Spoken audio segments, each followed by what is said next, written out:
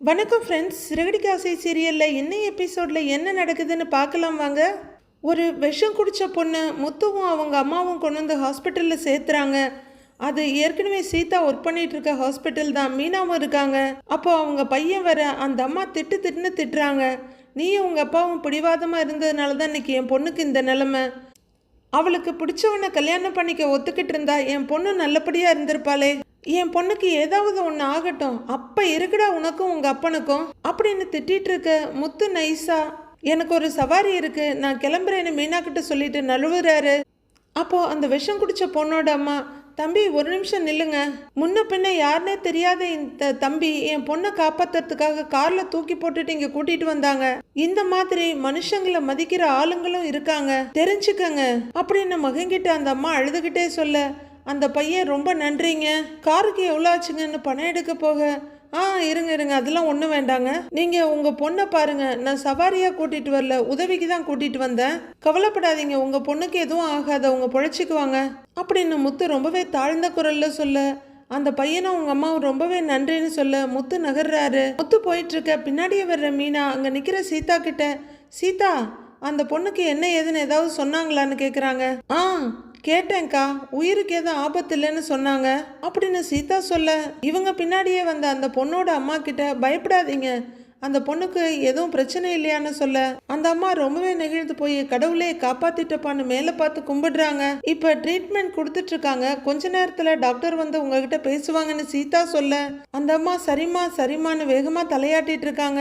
உடனே முத்துக்கிட்ட வந்து முத்துவோட right hand எடுத்து பிடிச்சிக்கிட்டு, தம்பி ரொம்ப நன்றிப்பா அப்படின்னு அழுதுகிட்டே சொல்ல, அம்மா பரவாயில்லம்மா அப்படின்னு முத்து சொல்ல, சரியான நேரத்துல தெய்வம் மாதிரி வந்து என் பொண்ணை இங்க கூட்டிட்டு வந்து காப்பாத்திட்டீங்க அப்படின்னு அந்த அம்மாவும் அந்த பையனும் கையெடுத்து கும்பிட்டுட்டு சொல்ல, அதனால என்னம்மா, மனுஷங்களுக்கு மனுஷங்க செய்யற உதவி தானே அப்படின்னு முத்து சொல்றாரு. இல்லப்பா, முன்ன பின்ன தெரியாத நீ அக்கறையா கொண்டு வந்து சேர்த்திருக்க, இவனும் இவன் அப்பனும் ஆசைப்பட்ட பையனை கட்டி வைக்காததுனாலதான் இந்த பிரச்சனை, கொஞ்சம் நீயாவது சொல்லிட்டு போப்பா, அவ விரும்பினவனுக்கே கட்டி வைக்க சொல்லுப்பா, 4 பேர் சொல்லியாச்சும் இவங்க திருந்துறாங்களான்னு பார்க்கலாம்ப்பா அப்படின்னு அந்த அம்மா முத்துக்கிட்ட கேட்க, பக்கத்தில் தங்கச்சி ஒரு பார்வை பார்க்குற மீனா, அதான் கேட்குறாங்கல்ல சொல்லுங்கங்கிறாங்க. பாவம், விருப்பப்பட்டவனை கல்யாணம் பண்ணிக்க முடியலன்னு அந்த பொண்ணு இவ்வளோ பெரிய முடிவு எடுத்திருக்கு, அவங்க கிட்ட சொல்லுங்க, விருப்பப்பட்டவனை கல்யாணம் பண்ணி வச்சாதான் வாழ்க்கை நல்லா இருக்கும்னு எடுத்து சொல்லுங்க, நீங்க சொல்றாதான் சரியா இருக்கும் அப்படின்னு மீனாவும் வெடுவெடுன்னு சொல்ல, முத்து லைட்டா கோவமா பாக்குறாரு. அவருக்கு மீனா இன்டைரக்டா அவர் தான் சொல்றாருங்கிறது நல்லா புரியுது. அது அவங்க குடும்ப விஷயம், இதுல நாம யாரு சொல்றதுக்கு. அம்மா நீங்க உங்க பொண்ணை பாருங்கம்மா அப்படிங்கிற முத்து மீனா கிட்ட வந்து பாத்துக்க அப்படிங்கிறாரு. அவங்க பொண்ணையான்னு அவங்க கேட்க, சீதாவை பத்திரமா பாத்துக்கோன்னு சொன்னேன் அப்படின்னு முத்து சொல்லிட்டு அங்கிருந்து போக, மாமா அப்படின்னு சீதா கூப்பிட திரும்பி பார்க்குறாரு. பயப்படாதீங்க, நான் இந்த மாதிரிலாம் எதுவும் பண்ணிக்க மாட்டேன், ஒரு பொண்ணை உயிரை காப்பாத்துறதுக்கு நீங்கள் காரணமாக இருந்திருக்கீங்க, உங்களை நினைக்கும் போது பெருமையாக இருக்கு மாமா அப்படின்னு சீதா சொல்ல, 2 பேரையும் கனிவாக ஒரு பார்வை பார்த்துட்டு, சரி நான் வரேன்னு கிளம்புறாரு முத்து. விஜயாவும் பார்வதியும் ஒரு ஹோட்டலுக்கு வர்றாங்க. என்ன விஜயா ஹோட்டலுக்கு கூட்டிகிட்டு வந்திருக்கிற, பசிக்குதான்னு கேட்குறாங்க பார்வதி. இல்லை, ரவி இந்த ஹோட்டலில் தான் வேலை செய்கிறதா சொன்னான் அப்படின்னு விஜயா சொல்ல, ரவியை பார்க்க வந்தியா, எப்படியும் அவன் வீட்டுக்கு வரதானே போறான் அப்படின்னு பார்வதி கேட்க, அவனை மட்டும் பார்க்க வரல, அந்த பொண்ணையும் பார்த்து பேசணும் அப்படின்னு விஜயா சொல்ல, எந்த பொண்ணுன்னு பார்வதி கேட்குறாங்க. அதான் அந்த ஓனர் பொண்ணு நீத்து இருக்கால, அவளை பார்க்கணும்னு விஜயா சொல்ல, எதுக்குன்னு கேட்குறாங்க பார்வதி. இரு சொல்கிறேன் வா அப்படின்னு விஜயா ஒரு கேபின் கிட்ட வர, அங்கே நீத்து ஃபோனில் பேசிக்கிட்டு இருக்காங்க. அப்போது விஜயா உள்ளர வர்றதை பார்த்துட்டு, ஒரு நிமிஷம் நான் அப்புறம் கால் பண்ணுறேன் அப்படிங்கிற Neethu, hi aunty, what a pleasant surprise, உட்காருங்கன்னு சொல்ல, உட்காரு பார்வதின்னு சொல்லிட்டு, எப்படிமா இருக்கன்னு கேட்டுக்கிட்டே விஜயா உட்கார, பார்வதியும் உட்காடுறாங்க. ஐ எம் ஃபைன் ஆண்டி அப்படின்னு நீத்து சொல்ல, இவ பார்வதி சின்ன வயசுலேருந்தே என் ஃப்ரெண்டு அப்படின்னு விஜயா சொல்ல, ஹாய் ஆண்டிங்கிறாங்க நீத்து. அவங்களும் ஹாய் சொல்கிறாங்க. நான் சொல்லியிருக்கேன்ல நீத்துன்னு ரொம்ப புத்திசாலி பொண்ணு, திறமையான பொண்ணுன்னு விஜயா சொல்லிட்டு இருக்க, பணக்கார பொண்ணு அப்படின்னு பார்வதி பட்டு நடிச்சிட அப்படின்னு விஜயா கொஞ்சம் சங்கடமா பார்க்க, இல்லை நிறைய ஹோட்டல் வச்சிருக்காங்க, ரவியை கூட பார்ட்னராக சேர்த்துக்கிட்டாங்கன்னு சொன்னியே அப்படின்னு பார்வதி சொல்லிட்டு இருக்க, விஜயா இருக்காங்க. சாப்பிட வந்தீங்களா ஆண்டி? என்ன சாப்பிடுறீங்க? உங்க பையனோட குக்கிங்ல எது நல்லா இருக்குன்னு உங்களுக்கே தெரியும் அப்படின்னு நீத்து சொல்ல, அவன் நல்லா சமைப்பாமா, நாங்க சாப்பிட வரல, பக்கத்துல ஒரு வேலையா வந்தோம், அப்படியே ரவியையும் பார்த்துட்டு போலான்னு தான் அப்படின்னு விஜயா அள்ளி விட்டுட்டு இருக்க. ஓ, நான் ரவியை வர சொல்றேன் இருங்க அப்படிங்கிற நீத்து அங்கிருந்து போயிட. விஜயா, ஏற்கனவே இந்த பொண்ணை உன் பையன் மனோஜ் கட்டி வைக்க போறேன்னு சொல்லிட்டு இருக்கிற, அதையே என்னால ஜீரணிக்க முடியல, இப்ப அவளை பார்க்க இங்கேயே வந்திருக்க, எனக்கு என்னமோ இதெல்லாம் சரியா படல அப்படின்னு பார்வதி சொல்ல, இங்க பாரு பார்வதி, சில நேரம் இவங்களுக்கு இவங்க தானே கடவுள் எழுதி வச்சிருப்பாரு, மனுஷங்க அது தெரியாம எதையாவது பண்ணி மாட்டிக்குவாங்க. அப்படித்தான் அந்த பார்லர்காரிக்கிட்ட ஏன் புள்ள மாட்டிக்கிட்டான், நானே அதை தெரியாம தப்பு பண்ணிட்டேன், நான் பண்ண தப்ப நானே சரி பண்ண போறேன், எனக்கு என்னமோ இந்த பொண்ணு தான் என் வீட்டுக்கு மருமகளா வரப்போறான்னு நினைக்கிறேன் அப்படின்னு சொல்லிட்டு விஜயா சந்தோஷமா ஹோட்டலில் இப்படி இப்படின்னு கண்ணால் அளந்துக்கிட்டு இருக்காங்க. அப்போ Neethu, sorry aunty, I forgot, Ravi வெளியே போயிருக்காரு, ஒரு விஐபி ஃபங்க்ஷனுக்காக நம்ம ரெஸ்டாரண்ட்ல இருந்து தான் ஃபுட் அனுப்பியிருக்கோம், அதுக்காக அரேஞ்ச் பண்ண போயிருக்காரு, நீங்க என்ன சாப்பிட்றீங்கன்னு நீத்து கேக்குறாங்க. பரவாயில்லம்மா, இந்த வயசுலயே ஹோட்டல் பிசினஸ் எல்லாம் பெருசா நடத்திக்கிட்டு இருக்கிற, ரொம்ப சந்தோஷம்மா, ஆனா வேலையை மட்டும் பார்த்தா எப்படி, கல்யாணம் எப்ப பண்ணிக்க போற அப்படின்னு முதல் தூண்டில் எடுத்து போடுறாங்க விஜயா. இப்போதைக்கு அந்த ஐடியாலாம் இல்ல ஆண்டின்னு நீத்து சொல்ல, ஏம்மா இந்த வயசுல தானே அந்த ஐடியா வரணும், பின்ன எங்க வயசுலயா பண்ணிப்ப அப்படின்னு ஜோக் பண்ண நீத்து சிரிச்சிடுறாங்க. எனக்கு ஒரு தெரிஞ்ச பையன் இருக்கான், பார்க்க ரொம்ப அழகா இருப்பான், ஒரு 5 வருஷத்துக்கு முன்னாடி பார்த்தா அரவிந்த் சாமி மாதிரியே இருப்பான் அப்படின்னு விஜயா சொல்ல, பார்வதி தொண்டையை கணக்கிறாங்க. உடனே விஜயா அவங்க கிட்ட திரும்பி என்னன்னு கேட்க, ஒன்னும் இல்ல, இருமல் வந்துச்சுங்கிறாங்க, அப்படின்னா போய் தண்ணிய குடி அப்படின்னு கொஞ்சம் கோவமா சொல்ற விஜயா நீத்துக்கிட்ட திரும்பி, இப்ப கூட அவனை பாக்குறதுக்கு இந்த காலத்து ஹீரோ மாதிரியே இருப்பான், அவனுக்கு இப்ப பொண்ணு பாத்துக்கிட்டு இருக்காங்க அப்படின்னு விஜயா அளந்து விட்டுக்கிட்டு இருக்க. 2வது பொண்ணான்னு பார்வதி பட்டுன்னு கேட்டுடுறாங்க. அப்படின்னு லைட்டா ஒரு மிரட்டிட்டு, நீ தான் எனக்கு ஞாபகத்துக்கு வந்த அப்படின்னு விஜயா சொல்ல, நானு சிரிச்சுட்டு கேக்குறாங்க நீத்து. ஆமாம்மா, உன்ன மாதிரி அழகான பொண்ணை தான் அவங்க எதிர்பார்க்கறாங்க, உன் அப்பா அம்மா கிட்ட நான் வேணா பேசவா அப்படின்னு விஜயா கேட்க, ஒரு சமாளிப்பு சிரிப்பு சிரிக்கிற நீத்து, ஆன்ட்டி எனக்கு இப்போதைக்கு மேரேஜ்ல இன்ட்ரெஸ்ட் இல்ல, பிசினஸ் டெவலப் பண்ணணும்னு நீத்து சொல்ல, அத கல்யாணம் பண்ணிக்கிட்டு கூட பண்ணலாமா, நான் சொல்ற பையனுக்கு கூட நல்ல பிசினஸ் மூளை, புத்திசாலி பையன், நிறைய படிச்சிருக்கான் அப்படின்னு விஜயா சொல்லிட்டு இருக்க. அடேங்கப்பான்ற மாதிரி பார்வதி பாக்குறாங்க. அடச்சிங்கிற மாதிரி இருக்கு நமக்கு, 2 பேரும் சேர்ந்து இந்த பிசினஸ பாருங்க அப்படின்னு விஜயா சொல்ல, அந்த பர்சனை பிடிக்கவும் செய்யணும் இல்லைங்கிறாங்க நீத்து. உனக்கு எப்படிப்பட்ட பையனை பிடிக்கும் அப்படின்னு விஜயா கேட்க, ஹோட்டல் பிசினஸ் பத்தி தெரிஞ்சிருக்கணும், நல்லா குக் பண்ண தெரிஞ்சிருக்கணும், ரொம்ப பொறுமையான ஆளா இருக்கணும், அதிகமா கோபப்படக்கூடாது, ரொம்ப கேரிங்கா இருக்கணும், ஷார்ட்டா சொல்லணும்னா உங்க பையன் மாதிரி இருக்கணும் அப்படின்னு அவங்க ரவிய மனசுல வச்சுட்டு சொல்ல, விஜயாவோட பல்லு அத்தனையும் வெளியே தெரியுது.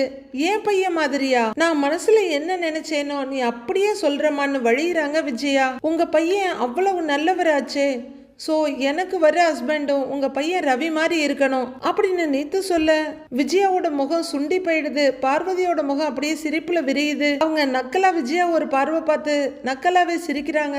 ரவி மாதிரியான விஜயா கொஞ்சம் அதிர்ச்சியா கேட்க, ஆமா ஆண்டி, ரவி ரொம்ப நல்லவரு, ரொம்ப டேலண்டான பர்சன், இந்த ரெஸ்டாரண்ட் டெவலப்மெண்ட்டுக்கு அவரும் ஒரு காரணம், இந்த ஜெனரேஷன்ல அவர் மாதிரி ஒருத்தர் கிடைக்கிறது ரொம்ப கஷ்டம் அப்படின்னு நீத்து சொல்லிட்டு இருக்க. வேற வழி இல்லாம சமாளிப்பா ஒரு சிரிப்பு சிரிக்கிறாங்க விஜயா. அநேகமா அவங்க மனசுக்குள்ள ஸ்ருதியை விட இவ பணக்காரியான்ற கணக்கு ஓட ஆரம்பிச்சிருக்கும். அப்போ நீத்துவோட மொபைல் ரிங் ஆக, 1 செகண்ட் ஆண்டி, ஹாய், நானே உனக்கு கால் பண்ணணும்னு நினைச்சேன்னு சொல்லிக்கிட்டே நீத்து அங்க இருந்து எழுந்து போறாங்க.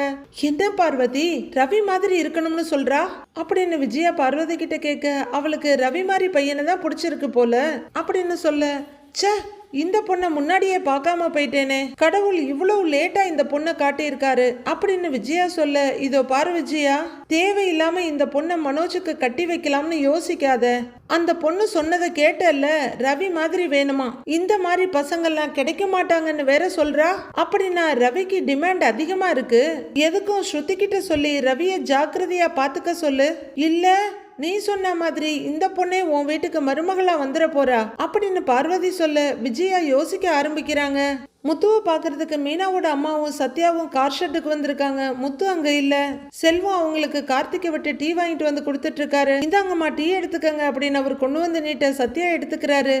எதுக்கு தம்பி இதெல்லாம் அப்படின்னு கேட்க, பரவாயில்லம்மா எடுத்துக்கங்கிறாரு செல்வம். சாப்பிடுங்க, இந்த கடையில டீ நல்லா இருக்கும் அப்படின்னு செல்வம் சொல்ல சத்யாவும் அவங்க அம்மாவும் டீ குடிக்கிறாங்க. அம்மா, நான் ஏதோ உங்க குடும்ப விஷயத்துல தலையிடுறேன்னு தப்பா நினைச்சுக்காதீங்க. முத்து என்கிட்ட எல்லா விஷயமும் சொல்லுவான் அப்படின்னு செல்வம் சொல்ல, அதனால என்ன தம்பி, நீங்களும் எங்க குடும்பத்துல ஒரு ஆள் மாதிரி தாங்கிறாங்க அந்த அம்மா. மீனா கூட உங்களை அண்ணனா தான் பாக்குறா அப்படின்னு மீனாவோட அம்மா சொல்ல, அந்த உரிமையில தாம்மா சொல்றேன். முத்து எது செஞ்சாலும் யோசிச்சு நல்லதா தாம்மா செய்வான். முத்து சொன்ன மாதிரி அந்த அருண் கொஞ்சம் ராங்கி பிடிச்சவர் தாம்மா. அவனை கட்டிக்கிட்டா நம்ம வீட்டு பொண்ணு எப்படி வாழும்னு தான் அவன் யோசிக்கிறாமா, வேற ஒண்ணும் இல்லம்மா அப்படின்னு செல்வம் சொல்ல, ஆனா சீதாவுக்கு பிடிச்சிருக்குல்லண்ணா அப்படின்னு சத்யா சொல்ல, அது தெரியும் சத்யா, நானும் முத்துக்கிட்ட எவ்வளவோ பேசி பார்த்தேன்ப்பா. அருண் விஷயத்துல கோவப்படுறான், அவன் மனசை மாத்துறது ரொம்ப கஷ்டம்தான் அப்படின்னு செல்வம் சொல்லிட்டு இருக்கவே காரோட ஹாரன் சவுண்டு கேக்குது. திரும்பி பார்த்துட்டு இதோ முத்து வந்துட்டாங்கிறாரு அவரு. காரை விட்டு வேகமா இறங்கி வர்ற முத்து, வாங்கத்த, வா சத்யா, என்ன இவ்வளவு தூரம் வந்திருக்கீங்க அப்படின்னு கேட்க, அது வந்து மாமான்னு சத்யா ஏதோ சொல்ல வர, ஒரு ஃபோன் பண்ணியிருந்தா நானே வீட்டுக்கு வந்திருப்பேன் இல்லடா, எதுக்கு அத்தை இந்த வெயிலில் கூட்டிட்டு சுத்துற அப்படின்னு முத்து கேட்க, இல்லை மாப்பிள்ள, நான் தான் உங்களை பார்க்கணும்னு சொன்னேங்கிறாங்க மீனாவோட அம்மா. டீ குடிக்கிறீங்களான்னு முத்து கேட்க, இல்லடா வாங்கி கொடுத்துட்டோங்கிறாரு செல்வம். சரிடான்னு சொல்லிட்டு இருக்க, உங்ககிட்ட பேசணும்னு தான் மாப்பிள்ள வந்தேன் அப்படின்னு சத்யாவோட அம்மா சொல்ல, ஃபோன் அடிச்சிருந்தீங்கன்னா நானே வீட்டுக்கு வந்திருப்பேன் இல்லத்த, நீங்க எதுக்குத்த இவ்வளோ தூரம் அலைஞ்சிக்கிட்டு இருக்கீங்க அப்படி என்ன அவசரம்னு முத்து கேட்க, இல்ல மாப்பிள்ள, நீங்க வேலையா இருப்பீங்க, உங்க வேலையை கெடுத்துக்கிட்டு அங்க வரணுமேன்னு தான் அப்படின்னு அவங்க அம்மா சொல்ல, நீங்க பேசணும்னா நான் வரப்போறேன், அதை விட எனக்கு என்ன பெரிய வேலை இருக்கு, சரி சொல்லுங்கிறாரு முத்து. என்ன விஷயம்னு அவரு கேட்க, நம்ம குடும்பத்துல நடக்கிற விஷயத்த பத்தி தான் பேசணும் மாப்பிள்ள. சீதா இப்ப வேலைக்கு போயிட்டு இருக்கான்னு அவங்க சொல்லிட்டு இருக்க, ஆமாத்த, பார்த்தேன், ஒருத்தங்களை ஹாஸ்பிட்டல்ல விட போயிருந்தேன், அப்பதான் சீதாவை ஹாஸ்பிட்டல்ல பார்த்தேன், டாக்டர் தான் அவளை ரெஸ்ட் எடுக்க சொல்லியிருக்காங்கல்ல, அப்புறம் எதுக்கு அவ உடனே வேலைக்கு போயிட்டு இருக்காங்கிறாரு முத்து. அவ வீட்டுல இருந்தா எதையாவது நினைச்சுக்கிட்டு ஒரு மாதிரியாவே உட்கார்ந்துருக்கா மாப்பிள்ள, யார்கிட்டையும் எதுவும் பேசுறது இல்ல, அப்புறம் அவளா வேலைக்கு போறேன்னு சொன்னா, சரி வேலைக்கு போனா கொஞ்சம் சரியாயிடும்னு நான் தான் போக சொன்னேன் அப்படின்னு அவங்க அம்மா சொல்ல, அதுவும் கரெக்ட் தான், வெளியில கொஞ்சம் போய் வந்தானா அவளுக்கும் கொஞ்சம் ரிலாக்ஸா இருக்கும், வேலை செய்ய ஆரம்பிச்சிட்டானா மத்தது எதுலயும் கவனம் போகாது. சரி நீங்க ஏதோ பேசணும்னு சொன்னீங்களே அத்த அப்படின்னு முத்து கேட்க, சத்யாவோட அப்பா போனதுக்கு அப்புறம் உங்களை கேட்காம எதுவுமே நடந்ததில்ல, உங்க முடிவு தான் முக்கியம்னு நினைக்கிறோம் அப்படின்னு அவங்க சொல்லிட்டு இருக்க, ஏதோ சொல்ல வர்றீங்க அத்த, நேரடியா சொல்லுங்கிறாரு முத்து. சீதா விரும்புற பையனை உங்களுக்கு பிடிக்கல, உங்களுக்கு பிடிக்காத ஆளு நம்ம குடும்பத்துக்குள்ள வர வேணான்னு தான் நானும் நினைக்கிறேன் அப்படின்னு அவங்க சொல்ல, அத்தை அந்த அருணை எனக்கு பிடிக்கலங்கிறது பிரச்சனை கிடையாது, ஒருத்தரை பிடிக்கும் பிடிக்காம போகும் அது வேற, ஆனா அவன் ஆளே சரியில்லைங்கிறது தான் இங்க பிரச்சனை. மீனாவும் அப்படிதான் நினைச்சிட்டு இருக்கா, அவனை எனக்கு பிடிக்கல, அதனாலதான் நான் இந்த கல்யாணத்தை தடுத்து நிறுத்துறேங்கிற மாதிரி போகுது இந்த விஷயம். அது கிடையாது அத்தை, எல்லாரும் தப்பா புரிஞ்சுட்டு இருக்கீங்க அப்படின்னு முத்து சொல்லிட்டு இருக்க, சத்யாவும் அவங்க அம்மாவும் ஒருத்தர் பார்த்துட்டு இருக்காங்க. இப்ப அவனுக்கும் எனக்கும் சண்டைனாலும் அவன் ஆள் நல்ல டைப்பா இருந்தா நான் எதுவும் சொல்ல போறது இல்லத்த, சீதா தானே அவன் கூட வாழ போறா, நான் இல்லையே, நானா நடுவுல போய் உட்கார்ந்துக்க போறேன், அவன் கேரக்டரே சரியில்லத்த, அதனாலதான் நான் வேண்டான்னு அவ்வளவு தூரம் சொல்லிக்கிட்டு இருக்கிறேன் அப்படின்னு முத்து பிடிவாதமா அதையே சொல்லிக்கிட்டு இருக்க, நீங்க சொல்ற காரணம் எனக்கு புரியுது மாப்பிள்ள அப்படின்னு அவங்க சொல்ல, அத்தை இதை நான் எங்க அப்பா கிட்ட சொன்னேன், அவரும் நான் சொன்னதை தான் சொல்றாரு, ஆள் நல்லவனா இருக்கானான்னு பார்த்து கட்டி கூடுறாங்கிறாரு, நீங்க சொல்லுங்க நான் என் அப்பா பேச்ச மீறுவனா, உங்களுக்கு தெரியும்லன்னு முத்து கேட்க, தெரியும் மாப்பிள்ள, உங்க அப்பா சொன்னா நீங்க கேப்பீங்கிறாங்க உங்க அம்மா, அப்புறம் அப்பாவே சொல்லும் போது எனக்கு பிடிக்கலங்கிறதுக்காக சம்மதிக்க மாட்டேன்னு நான் ஏன் வீம்புக்கு சொல்ல போறேன், அந்த அருண் நல்லவே இல்லத்த, சீதாவோட வாழ்க்கை நல்லா இருக்கணும் இல்லத்த, சும்மா அவ ஆசைப்படுறான்னு தப்பான ஒருத்தனுக்கு அவளை கல்யாணம் பண்ணி வைக்க முடியுமாத்த, சொல்லுங்க. இப்ப ரோட்ல வண்டி கார் எல்லாம் போகுது, குழந்தைங்க ஆசையா இடையில ஓட பார்க்கும், அதுக்காக நாம அப்படியே விட்டுற முடியுமா அப்படின்னு முத்து சொல்ல, மென்னு முழுங்கிட்டு, புரியுது மாப்பிள்ள, உங்களுக்கு பிடிக்காததால நாங்களும் ஏத்துக்க தயாரா இல்ல, ஆனா சீதா தான் கொஞ்சம் பிடிவாதமா இருக்கா அப்படின்னு சொல்ல, என்ன மறுபடியும் அவனை தான் கல்யாணம் பண்ணிக்குவேன்னு பிடிவாதம் பண்றாளா அப்படின்னு முத்து கேட்க, இல்ல அப்படிலாம் சொல்லல மாப்பிள்ள, அருண் இல்லைன்னா நான் கல்யாணமே பண்ணிக்க மாட்டேன், இப்படியே உன் கூடவே வீட்டுல இருந்துடுறேன்னு சொல்றா, அதுதான் எனக்கு கொஞ்சம் பயமா இருக்கு அப்படின்னு மீனாவோட அம்மா சொல்ல, கொஞ்ச நேரம் யோசிக்கிற முத்து, அவ்வளோதானே அத்தை, இதுக்கு ஏன் பயப்படுறீங்க? அப்படிதான் அத்தை எல்லாருமே சொல்லுவாங்க. நான் கூட என் வாழ்க்கையில கல்யாணமே பண்ணிக்க கூடாதுன்னு தான் நினைச்சேன். இப்ப பாருங்க, நான் கல்யாணம் பண்ணிக்கிட்டு உங்க பொண்ணு கூட சந்தோஷமா வாழலையா? எல்லாரும் ஆரம்பத்துல அப்படிதான் அத்தை சொல்லுவாங்க, அப்புறம் கொஞ்ச நாள்ல மனசு மாறிடுவாங்கங்கிறாரு முத்து. இல்ல மாமா, அவ ரொம்ப ஸ்ட்ராங்கா இருக்கா, அப்படியே இருந்துருவாளோன்னு தோணுது அப்படின்னு சத்யா சொல்ல, ஆமா மாப்பிள்ள, அவ இப்படி சொன்னதுக்கு அப்புறம் எங்களுக்கு என்ன முடிவு எடுக்கிறதுனே தெரியல. இதுக்கு நீங்க தான் ஒரு வழி சொல்லணும். எனக்கு சீதாவை நினைச்சு ரொம்ப பயமா இருக்கு மாப்பிள்ள. சின்ன பொண்ணு, அவசரத்துல வேற ஏதாவது முடிவுன்னு அவங்க சொல்லிட்டு இருக்கவே, அத்த அதெல்லாம் ஒண்ணும் நடக்காது, நீங்க எதுக்கும் பயப்படாதீங்க. சீதா தைரியமான பொண்ணு. சொல்ல போனா மீனாவை விட சீதா தான் தைரியமான பொண்ணு. மீனா கூட கொஞ்சம் எமோஷனல் ஆயிடுவா, ஆனா சீதா அப்படி கிடையாது, ரொம்ப தைரியமா இருப்பா. நீங்க அவ்வளவு எல்லாம் பயந்துக்காதீங்க அத்த. சீதா குடும்ப பொறுப்பையே ஏத்துக்கிட்டவ, அவ அந்த மாதிரிலாம் யோசிக்க மாட்டாத்தங்கிறாரு முத்து. மாமா, அதுக்கு அந்த அருணுக்கே சீதாவை கல்யாணம் பண்ணி அப்படின்னு சத்யா கொஞ்சம் வேகமா சொல்லிட்டு இருக்க முத்து முறைக்கிறாரு. உடனே அவங்க அம்மா, டேய் சும்மா இருடான்னு மகனை அடக்குறாங்க. அதான் அவரு சொல்றாருல்ல, மாப்பிள்ள இவன் சீதாவுக்காக சொல்றான், நீங்க எதுவும் நினைச்சுக்காதீங்க, உங்ககிட்ட சொல்லணும்னு தோணுச்சு, அதான் வந்தோம். நீங்க பார்த்து அவ விஷயத்துல என்ன பண்ணனாலும் சந்தோஷம்தான் மாப்பிள்ள. சரிங்க மாப்பிள்ள, அப்ப நாங்க கிளம்புறோம் அப்படின்னு மீனாவோட அம்மா சொல்ல, வாங்கத்த நான் உங்களை கார்ல டிராப் பண்றேங்கிறாரு முத்து. இல்ல மாமா, நாங்க அப்படியே ஆட்டோ பிடிச்சு போய்க்கிறோம் அப்படின்னு சத்யா சொல்ல, சரி பார்த்து போங்கிறாரு முத்து.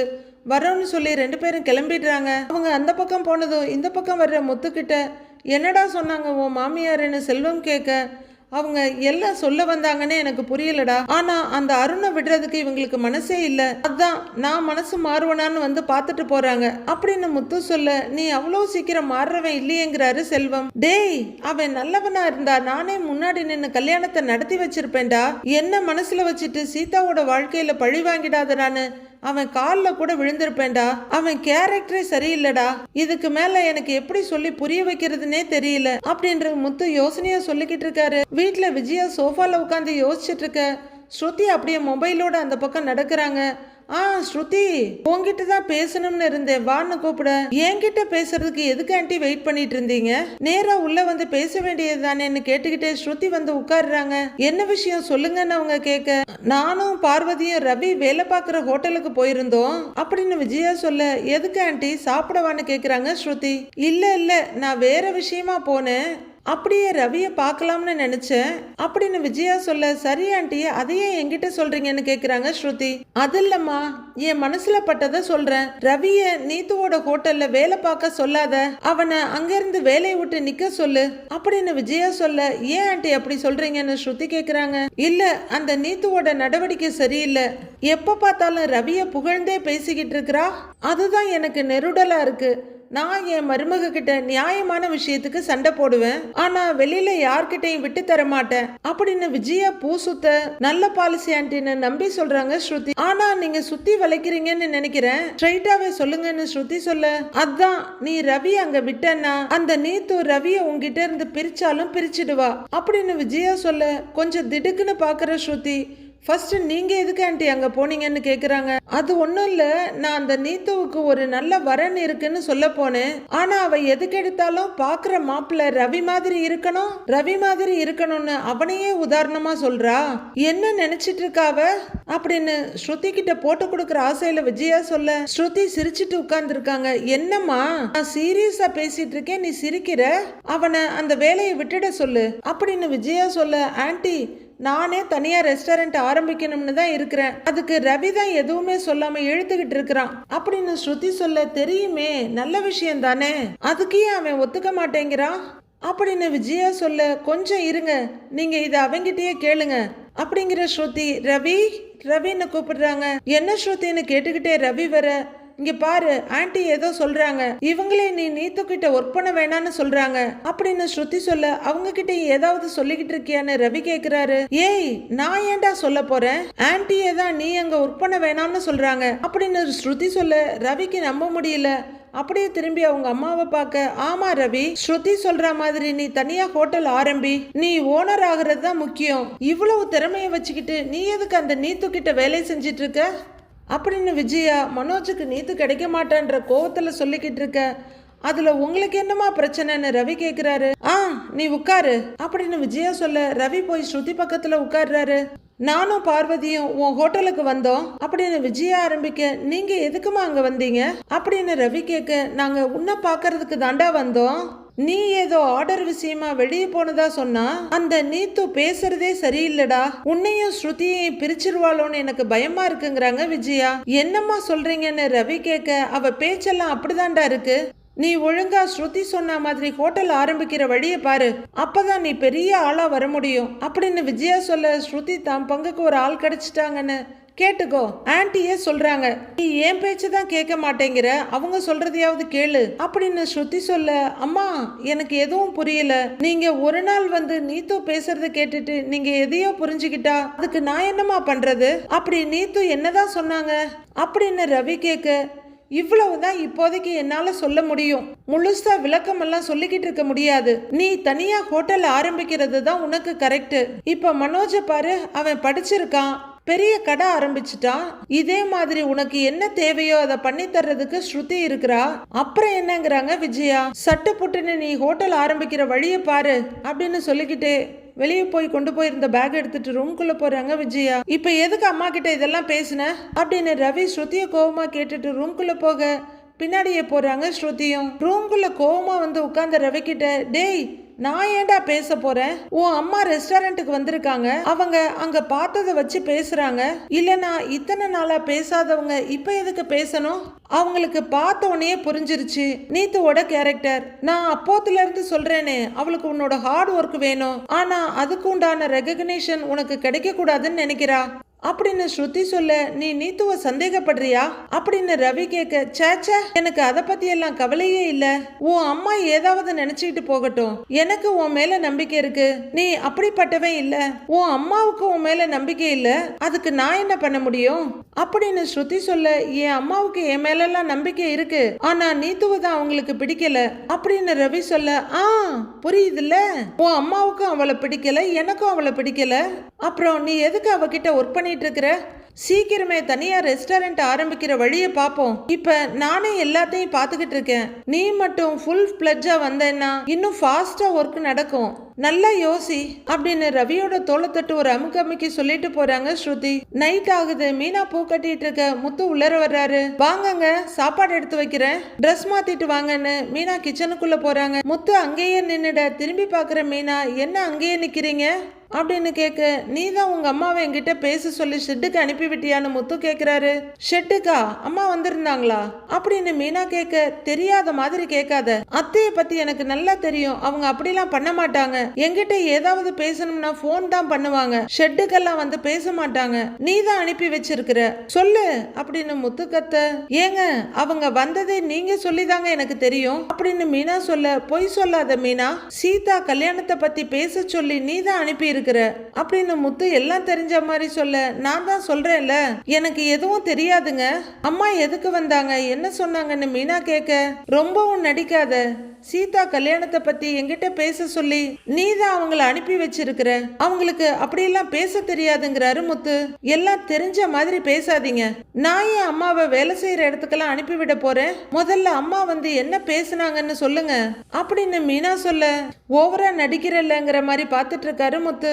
நாளைய ப்ரோமோவில் விஜயா வீட்டுக்கு 4வது ஒரு சாமியார் வந்திருக்காரு, அவர் எதாலும் பூஜை எல்லாம் பண்ணிக்கிட்டு அம்மா சொல்லுங்கன்னு மனோஜை பார்த்து சொல்ல, அப்படின்னு இருக்காரு மனோஜ். என்னடா இம்மட்டும் வருது மா வரமாட்டேங்குது அப்படின்னு முத்து கேட்டுட்டு இருக்குதுல, டேய் இவ்வளவு நாள் பேசாம இருந்ததுல வாய் லாக் ஆயிடுச்சு போல இருக்குங்கிறாரு ரவி. ஐயோன்னு விஜயா பதற, ஸ்டார்டிங் ட்ரபிளா அப்படின்னு முத்து கேட்க, நீ சும்மா இருடாங்கிற மாதிரி கையை மட்டும் காட்டுறாரு மனோஜ்.